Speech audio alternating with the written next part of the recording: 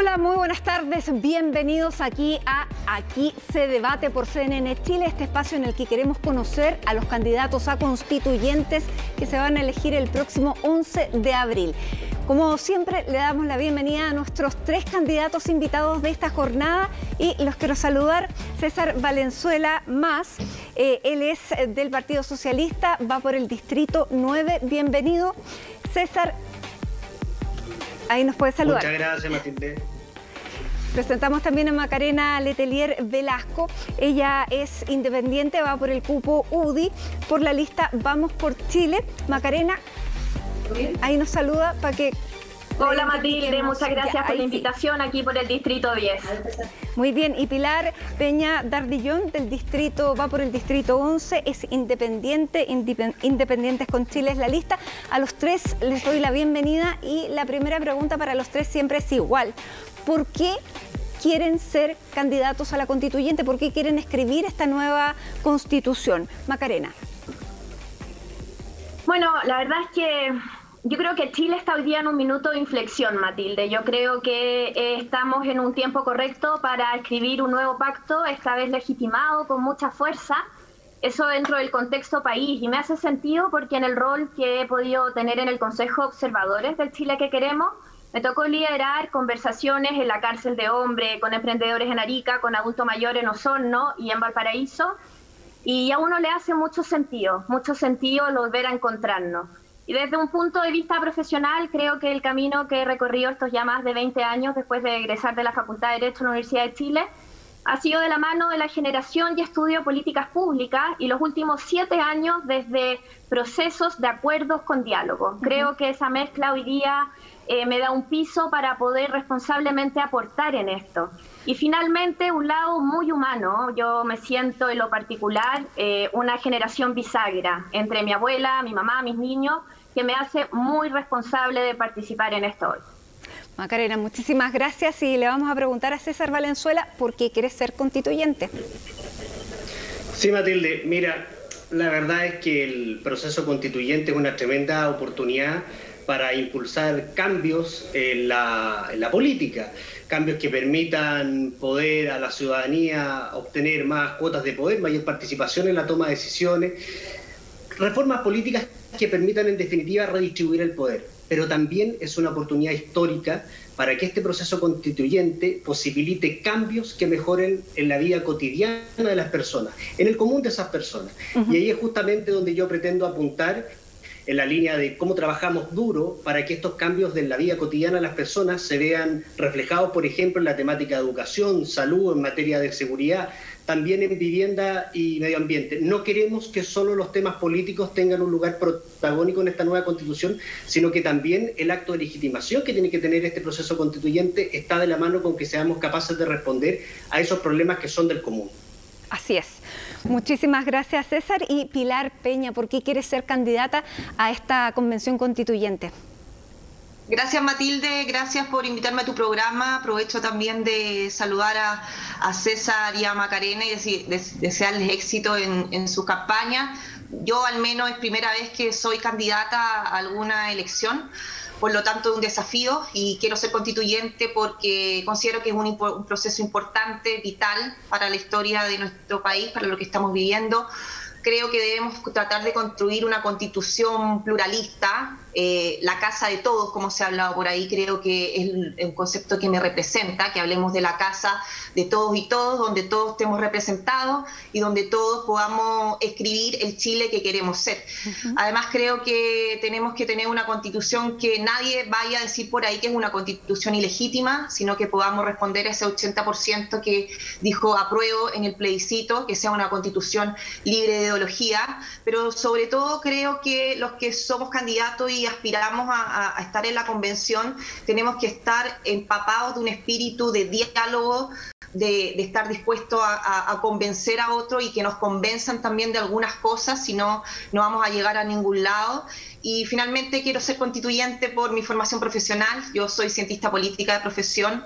Los politólogos estudiamos el Estado, estudiamos la estructura del poder y creo que en ese sentido estoy en condiciones de poder representar al Distrito 11, que es por donde soy candidata. Muy bien, muchísimas gracias Pilar, César, Macarena. Vamos a hacer una muy breve pausa para regresar de inmediato con el debate de lleno. Así que no se vayan, ya regresamos.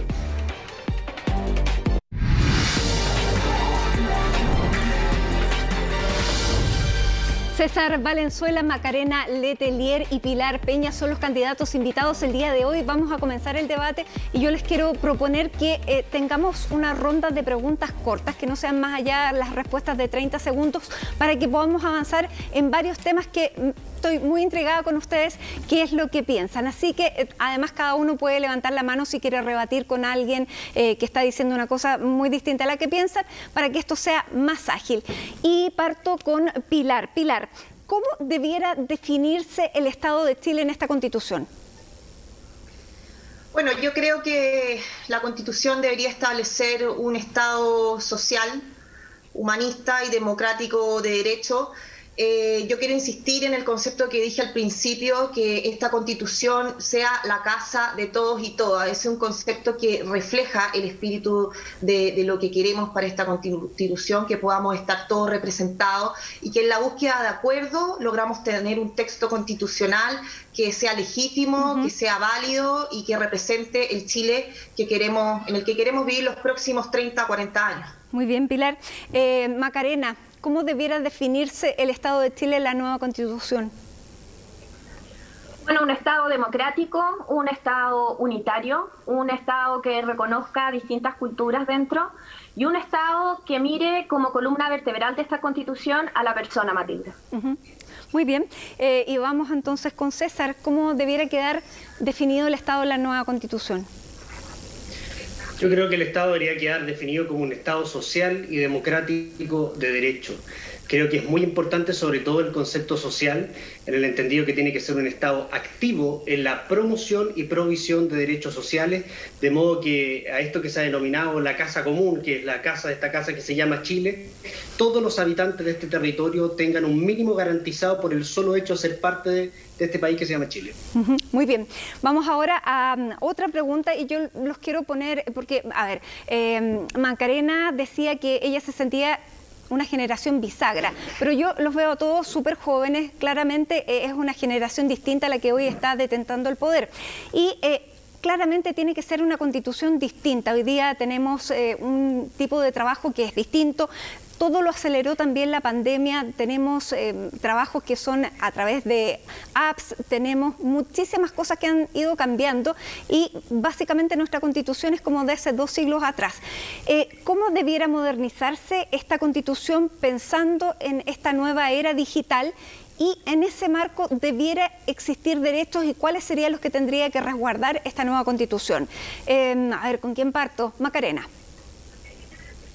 Bueno, efectivamente las normas jurídicas siempre van desfasadas a los cambios de las sociedades, y tú tienes toda la razón. Y en este sentido esta pandemia dejó tan en evidencia cambios de vida, Matilde, y que la Constitución de alguna manera, pero siendo un marco genérico, es difícil entrar ahí a los dobles o terceros clics, tiene que hacerse cargo de eso. El Estado tiene que estar al servicio de la persona y en ese sentido no podemos dejar de lado como prioridad una modernización del Estado, un Estado que no haga hacer filas, que no llegue tarde y no importa el tipo de prestación, finalmente la persona tiene que tener una vida digna el día completo.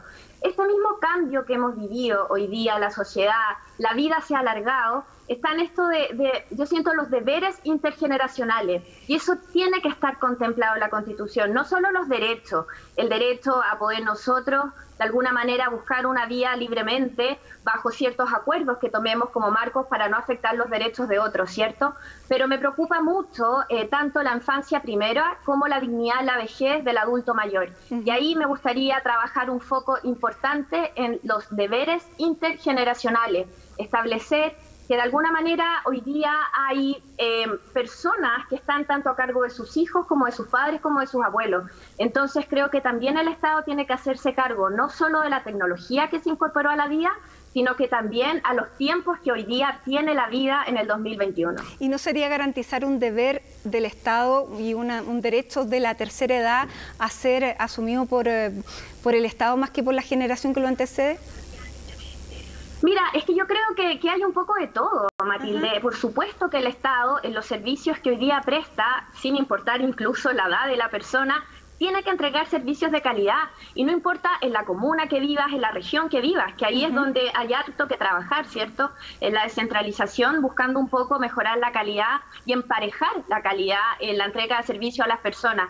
Pero también creo que tenemos que trabajar la conciencia como ciudadanos respecto a los derechos de los adultos mayores. Perfecto.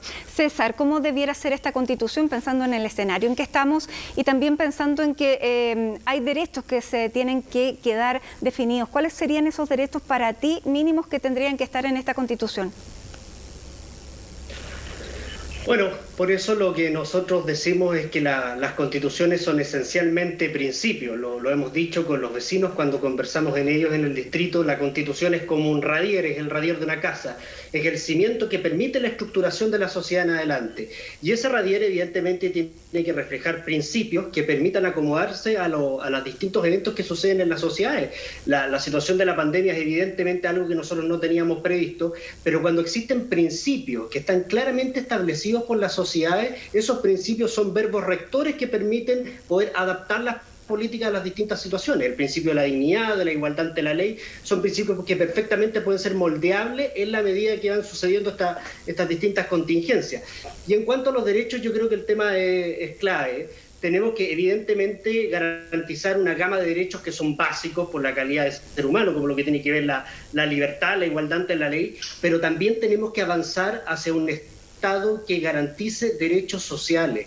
La libertad como tal no puede ser concebida y no puede, en definitiva, desarrollarse si no contamos con condiciones materiales básicas que permitan al ser humano poder desarrollarse. Y en ese sentido ahí tenemos todo lo que tiene que ver con el derecho a la salud, a la educación, a las pensiones, el derecho a la seguridad, que es particularmente importante.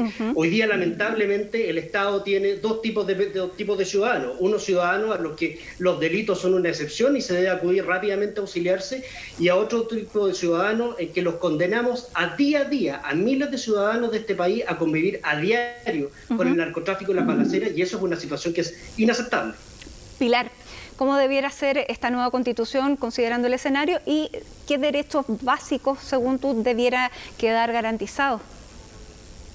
Gracias, Matilde. Respecto a lo primero que dijiste tú sobre la tecnología y lo que hemos ido viviendo por la pandemia, yo creo que no debemos solamente escribir una constitución pensando en el Chile que tenemos hoy, sino que tenemos que pensar en perspectiva, 30, 40 años más, cómo va a ser el Chile en 30 o 40 años más. Y en ese sentido considero que incorporar derechos frente a la irrupción de la tecnología es fundamental. O sea, ¿qué va a pasar cuando crece la inteligencia artificial? ¿Qué va a pasar con el trabajo? Creo que hay que robustecer los derechos del trabajo, incorporar derechos respecto del emprendimiento. La pregunta anterior que hiciste, ¿cómo queríamos el Estado? Yo dije un Estado social, humanista y de derecho, porque humanista lo que hace es que pone a la persona en el centro del debate, y creo que eso es lo que tenemos que hacer. Y respecto a las cosas que creo que deberíamos cambiar en la Constitución, en primer lugar, desconcentrar el poder. Y te pongo dos ejemplos en el tema de descentralización, que pudiéramos desconcentrar el poder tanto político como administrativamente, tanto en las regiones como en las municipalidades, tener una constitución que no amarre las cosas, sino que si un gobierno de 4 años pueda gobernar con esa constitución como así los próximos gobiernos de los próximos siguientes años, sino que sea una constitución con perspectiva, como dije. Y respecto de los derechos sociales, pienso que vamos a tener que elegir cuáles son los derechos sociales que van a quedar plasmados, porque poner en la Constitución todos los derechos sociales es lo mismo que no poner ninguno. Entonces, en ese espíritu que dije de diálogo, de convencer y de ver qué es lo mejor, creo que vamos a tener que definir cuáles son los derechos sociales que vamos a tener que poner en la Constitución. Perfecto. Tuvo que haber una ley para que esta convención constituyente pueda ser paritaria. Esto no nació solo, y si tenemos 2 candidatas hoy y tenemos unas listas que son equivalentes, el número de mujeres y de hombres fue no por algo espontáneo. Y por lo tanto, y también recordando a Macarena, que ella, no sé si ustedes se acuerdan, pero ella fue candidata a la presidencia de los abogados y abogadas de Chile, ella tuvo la mayor cantidad de votos y sin embargo no salió electa porque salió electo un hombre por un acuerdo político. En ese sentido, ¿qué derechos o efectivamente la Constitución debiera garantizar a la mujer la igualdad de derechos? Tiene que quedar reflejado en la Constitución, que va a ser escrita por un equipo paritario, y parto precisamente por Macarena.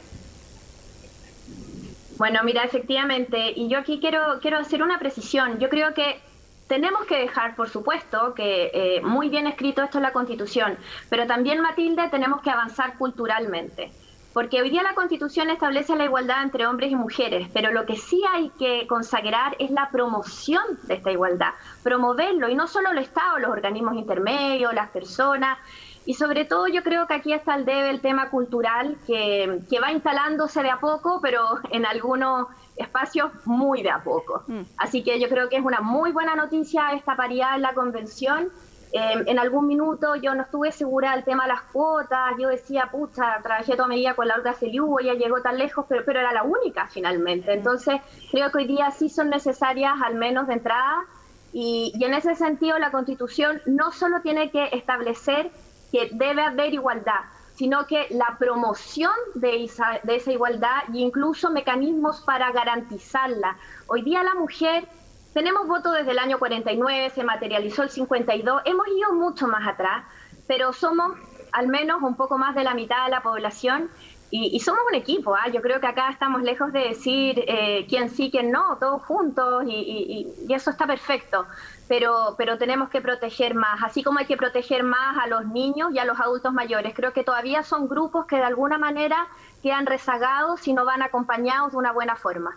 Muy bien, Pilar, y sigo con la misma pregunta. ¿Cómo debiera quedar este sello de una Constitución escrita por un equipo paritario? ¿Cómo debería quedar la mujer en esa Constitución? Bueno, yo creo que, tal como dijo Macarena, el desde es a que hablemos de la igualdad entre hombres y mujeres. Pero, sin embargo, en la Constitución actual todavía hay muchas normas en donde se ve la discriminación hacia la mujer, en temas laborales principalmente. Entonces, como la Convención finalmente va a tener que revisar cada una de las normas actuales y aprobarla por 2/3, por lo tanto tiene que haber acuerdos mayoritarios, creo que en los tiempos en que estamos y pensando en esta Constitución para el futuro del país, no podemos dejar de lado los temas de género que tanto importan hoy en día y que así lo ha manifestado la sociedad. Y lo dejamos para el último, el único hombre hoy día, César Valenzuela. ¿Debiera quedar refrendado en la Constitución los derechos de las mujeres? Sin duda, yo creo que ha sido un tremendo avance que hoy día tengamos la posibilidad de construir una Constitución en forma paritaria, pero eso no es garantía de lo que va a ocurrir en el futuro. Y creo de que debemos ser expresos y muy categóricos en el tema de la igualdad entre hombres y mujeres en la nueva Constitución. Pero además de ese reconocimiento de principio, creo que tienen que haber también mandatos concretos al respecto. Uno, el tema de la igualdad de salario. Creo que eso es un tema que tiene que estar dentro de la Constitución. Y en segundo, creo que esto es un tema político. Si avanzamos en que la Convención Constitucional va a ser paritaria, creo que también deberíamos avanzar en que los órganos colectivos de representación política también deberíamos avanzar en paridad. Creo que es tremendo desafío que tenemos como ciudadanos y creo que hoy día no tendríamos por qué retroceder en esa materia. Muy bien, seguimos con otra pregunta. ¿Cuál debiera ser el nivel de participación de los ciudadanos de la Constitución nueva en adelante? ¿Cómo deberían participar? ¿Debería tener la ciudadanía la capacidad de poder proponer leyes?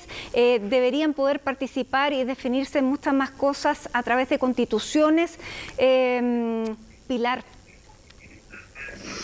Yo creo que el desarrollo del trabajo que va a realizar la Convención va a ser algo que va a tener mucho control ciudadano, control en el buen sentido de la palabra control. Va a ser un proceso y un trabajo que va a estar muy observado por la ciudadanía en general. Creo que van a ser mecanismos transparentes de información.